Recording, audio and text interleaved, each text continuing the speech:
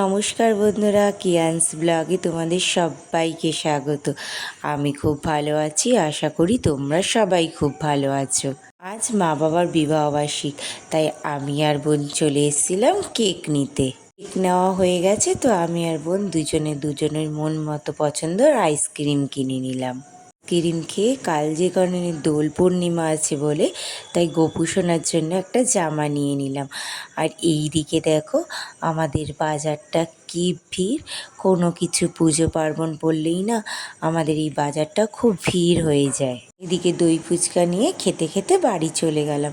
বাড়িতে এসে দেখি সবাই চলে এসছে, দিদি চলে এসছে, তারপর যাদেরকে নিমন্ত্রণ করেছিলাম এক এক করে সবাই চলে এসছে। এদিকে বাচ্চারা সব খেলছে আর ওইদিকে জেঠিমা আর দিদিভাই লুচি ভাজছে। আমি আর বোন একটু কেকের সাইডে গোলাপ ফুল আর ফুল দিয়ে সাজিয়ে নিলাম। ওদিকে মা বাবা রেডি হয়ে গেছে, মা বাবার ছবি তুলে নিলাম। আর সব বাচ্চাদের, তারপর বাবার বন্ধুদের আর পাড়ার সব জেঠিমাদের নিয়ে একটা ছবি তুলে নিলাম।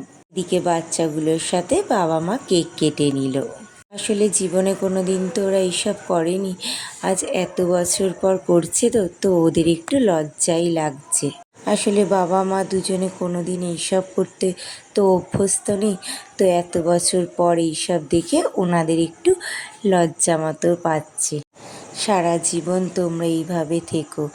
কথায় আছে না, বাবা হচ্ছে মাথার ছাতা আর মা হচ্ছে শীতের কাঁথা, এই দুটো ছাড়াই যে পুরো অচল। সারা বছর তোমরা দুজনেই এইভাবেই থেকো আমাদের পাশে। কোনো বিপদ আপদ পড়লে তোমরা আমাদের যেভাবে আগলে রাখো না, আশা করি আর কোনো দিন এরকম কেউ আগলে রাখবে না।